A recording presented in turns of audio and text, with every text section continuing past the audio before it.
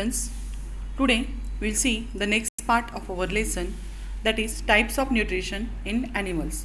So in last lecture we had seen the types of nutrition in plants. Inside it we seen the saprophytic nutrition.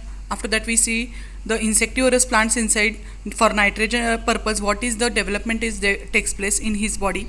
Afterwards uh, we seen these heterotrophic plants inside. We seen the how the loranthus and cascatas are how they penetrate their roots inside the host plant for their nutrition. Then symbiotic nutrition also we had seen. Then biological fixation of nitrogen and the atmospheric fixation of the nitrogen, that we had already seen. Now today we will see the next part that is the what nutrition in the animals. Okay, so first of all, here it is the holozoic nutrition. Okay, what holozoic nutrition? So in this nutrition inside, how does ingestion occurs in the unicellular animals? Okay, so if you see here, you will notice that, see here, this is the amoeba. Okay, you know that it doesn't have a particular shape for its body. Now this is the food particle. This is the food particle. It is shown by the red color. When the food particle come in the way, whenever, as it is an aquatic animal, it is what happened, it floats in the water. So whatever food particle is there, when it comes on the way of this amoeba, what happens, it doesn't have any mouth and it doesn't have any legs. Wherever it wants, its body creates the mouth, and what happens, podias means legs also it produces. So when the food particles come, what happens, its body slowly covers this, it covers slowly this food particle. Okay, after that, what happens, the food particle enter inside the body of this amoeba. After that, digestion takes place, and then what happens, see here, this is the picture shown. From downside it is there. This is the food particle. When it comes on the way, you will see here in the above picture that food particle, amoeba covers the food particle. Then food enter inside the, it totally covers the food particle, and in next picture inside, that food particle enter inside the body of the amoeba. Okay, so when it enters, then in the same way the digestion of this food particle takes place, and here what happens, through this part of the body, the amoeba or the waste products are throwing out of the body of amoeba. So in this way the holozoic nutrition is the amoeba digestion occur in digestion and the excretion also takes place in the body of amoeba. Amoeba does not have organs like hand, mouth. It is unicellular animal.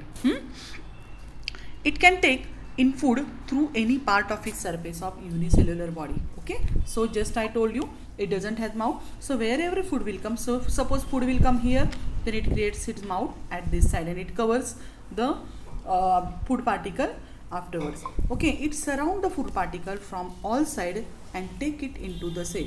Okay, means where is the food will come, at that place it what happens, it covers that food, and what happens, it takes the food in his body. After that, its digestion digests the food with the help of different enzymes. So in this body, what different enzymes are present. Undigested food is left behind as the amoeba moves further, means amoeba moves forward, and that undigested part of what happens is throwing out of the body or remains there, left behind as the amoeba moves further with the help of pseudopodia. In unicellular or animals like amoeba, euglena, paramecium, etc., all the steps of the nutrition occur within their unicellular body. Okay, means all the steps, however, whenever we are eating the food, at that time we are chewing, then what happens, saliva mixes, then it forms a small bolus. That small bolus, what happens, it enters inside the esophagus, then it enters into the stomach, then large intestine, small intestine, waste particles throwing outside the body. So these all are processes are takes place in this amoeba, but in single cell. It doesn't have any particular system like digestive system is there in our body. It is absent in the amoeba. Now insects have mouth parts for ingestion of the food. For example, insects like cockroach, grasshopper, which nibble have jaw-like mouth parts. Butterflies suck food with the help of tube-like proboscis. Okay, so if you see here the pictures, you will notice that here what they told you, insects have the mouth parts. Okay, how mosquito has its this type of proboscis there. It penetrates this proboscis inside the body of the host, and what happens, it sucks the blood. Otherwise, the butterfly, if it is there, it visits the different flowers and it sucks the nectar from the flower. Okay, and they are getting their foods. Now, which nibbles here, insect like cockroach and grasshopper, they are nibbling. Grasshoppers and cockroaches, they are nibbling the leaves of the grasshopper nibbles the leaves of the plants, while cockroach, what happens, it nibbles the things, whatever is there, anything it nibbles. So which is nibble? Jaw like mouth parts. Butterflies suck the food with the proboscis. Okay, mosquitoes, bedbugs are used nibble like parts, mouth part, pierce means to make a hole inside it, and tube like mouth part to suck the blood or other fluids. Means in this way the digestion takes place. Means they are egestion means taking food inside the body. If you see here, this is fox. What happens, it has a mouth, it has jaws, it takes food from it. This is the parrot, it also has the beaks, it has a mouth and it takes the food. If you see the salamander, if you see the structure of the salamander, then what happens, you will notice here it has a long tongue, and this long tongue is there. This is sticky, it is sticky, and when any insect come around it, then what happens, this with the help of this long tail, it catches it and throwing inside, swallow inside the body. Then human being, as you know that how we are eating the food, we are just cutting the piece of a food and we are putting in mouth, then chewing. That process just now I explained you, it is followed. Here also it is deer is there, it is also, it has a jaws, upper jaw, lower jaw for eating the, and its teeth are there, they are very strong. For what purpose? To chew the hard parts of the plant. Here if you see, here it is this is a carnivorous animal. It also has the jaws, upper jaw, lower jaw, and it tears the body of the, and it has a strong canines. Okay, and that strong canines are there. They pierce the body of the animal, and what happens, eats the flesh of that animal. So in this way, different food habits are there. Every animal has its different. Here it is the vulture. I forgot this picture. So if you see the vulture, its beak is very strong. Okay, and with this strong beak, what happens, it also tears the body of that, it is eating the dead animals. Okay, otherwise, and then it tears the body and eats the flesh of that animal. Okay, next it is according to the type of food, animals are classified as. Okay, as you know that herbivorous, those eat plants. Carnivorous, those eat flesh of the other animal. So first of all, herbivores use plant directly as their food. Herbivores use plants directly as their food, means directly plants they are eating. For example, grazing animal, granivores, or the seed eaters. Granivores means they are eating grains. Grain means seeds. So grain eaters are called as granivores. Frugivorous means those eating fruits. Okay, fruit eating, they are frugivorous. Those who are eating the seeds, those are the granivorous, and those eating the grass, those are called as grazing animals. So herbivorous means eating plants. Next it is the carnivorous plants.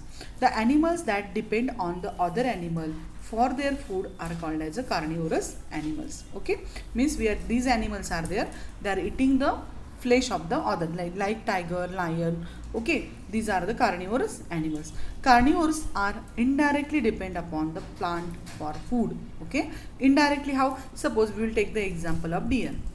Deer is the food for whom? Suppose it is the food for tiger. It is the food for tiger. But what is deer eating? Deer eating what? The plants. Okay, and the plant is there. It is the most, means it is directly, tiger directly not, it is the plant, but it eats the deer, and deer is the herbivorous animal. Means indirectly tiger is also depend on the plant for their food. Means These are, means they told you here, carnivores are indirectly dependent on the plant for their foods. For example, examples are animal that feed on herbivores, that is herbivorous means which? Predators. Predators means who will consume which herbivorous animals? It may be rabbit, it may be deer. Okay, these are the herbivores. And animals that feed on insect, those are called as insectivorous. Means insect like flies are there. Okay, otherwise cockroaches are there. These are the cockroaches. So which animals eat insect? Those are called as insectivorous. Okay, those eating herbs, those are called as predators. Next part is the omnivorous animals. Omni means both. They are eating which? Flesh also and the what? Herbivorous also. For example, omnivorous inside the human being is the first example of it. Before omnivorous, we will see here the anteaters information it is providing here. So the anteater is found in the central South America. The bobcat or the Udmanzar is an ant-eating. Udmanzar is an ant-eating animal found in India. Obtain its picture, means this is the what animal? It is an anteater or Udmanzar. It is there and it eats the which? Ants. Okay. Then we will see the next part, omnivorous animals. Okay. Now omnivorous. Omnivores, animal that obtain their food from both plants and animals. From both plants and animals are called as omnivores. And those which are there, monkeys are there, chimpanzees are there, human is there. These are the examples. Those are the omnivores. Monkeys, then chimpanzees and the human. Some of the omnivore organisms around us perform the functions of cleaning and conserving environment. What is the important thing they gave us here? Some organisms around us perform functions of cleaning, conserving an environment. For example, suppose if the animal dies, then what happens? After some time, what happens? Body start decomposing. Okay. Suppose it start decomposing. Why? Because the bacteria attack on it and it start decomposing that body. Okay. So when the decomposing starts, then some animals are there.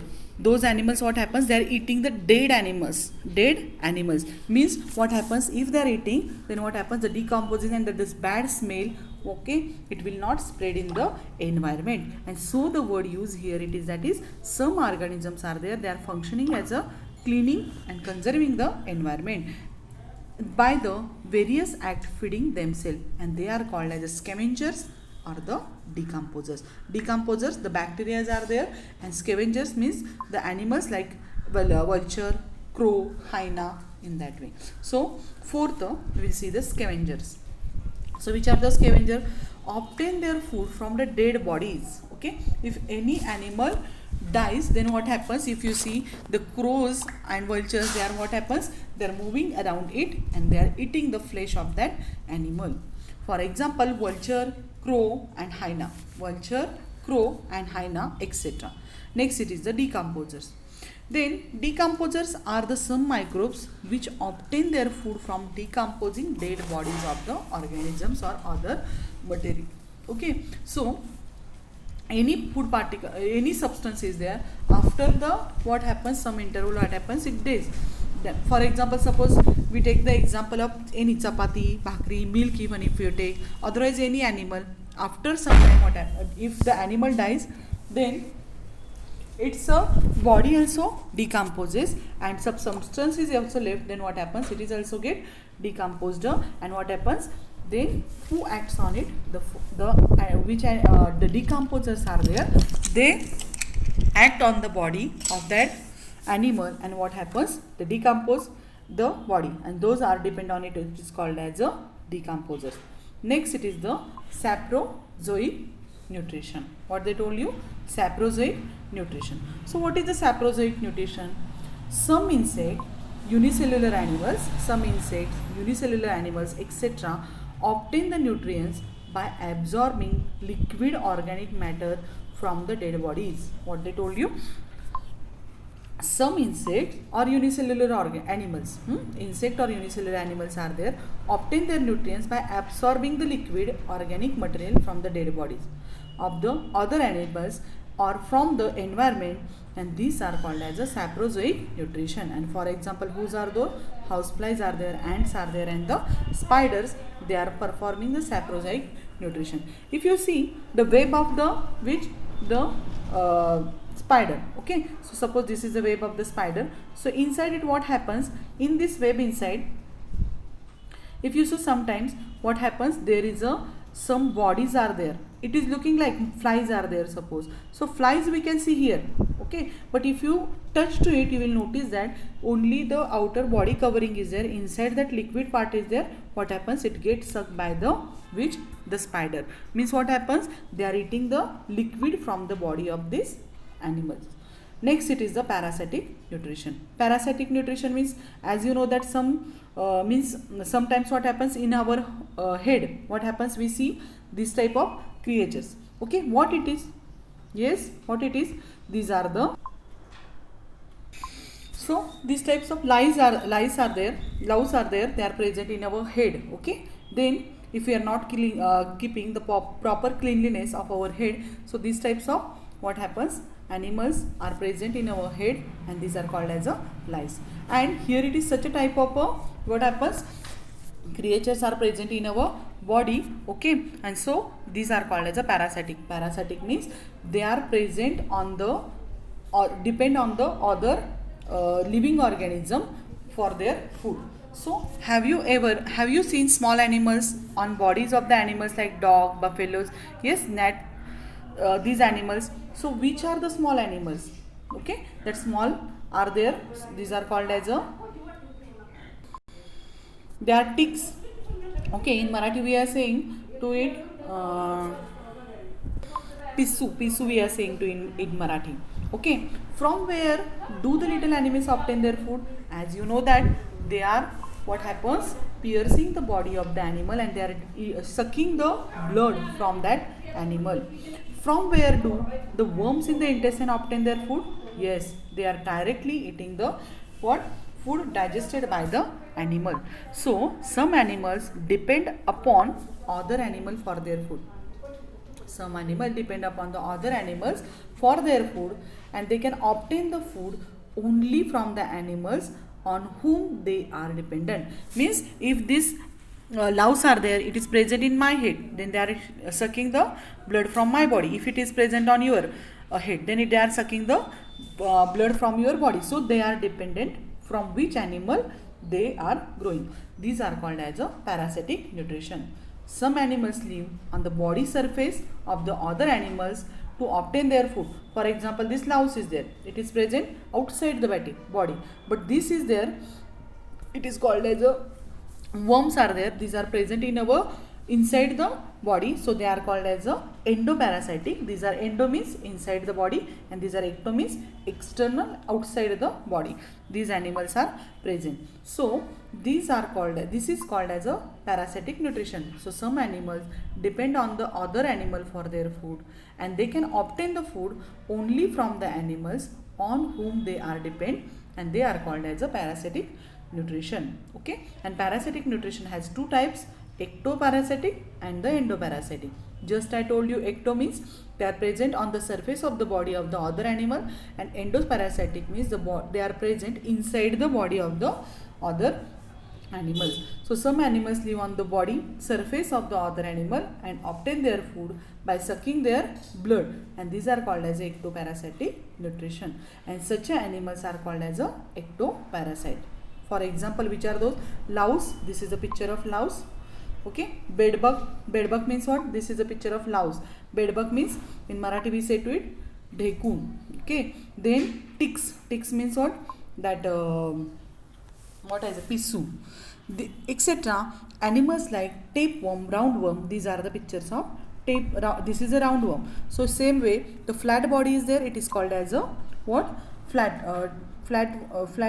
So tapeworm, roundworms live inside the body of the other animal and obtain their food, and that's why they are called as a this nutrition is called as a endoparasitic nutrition, and they are known as endoparasite.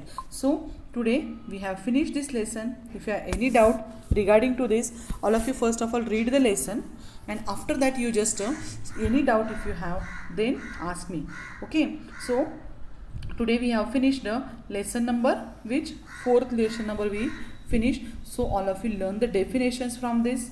Okay, so many definitions are present in this lesson, so all of you read the definitions and afterwards understand the lesson. We see the videos that I have shown you here in this lesson, and then just complete the exercise and send me on my personal number. So today we will stop here only. Okay, thank you.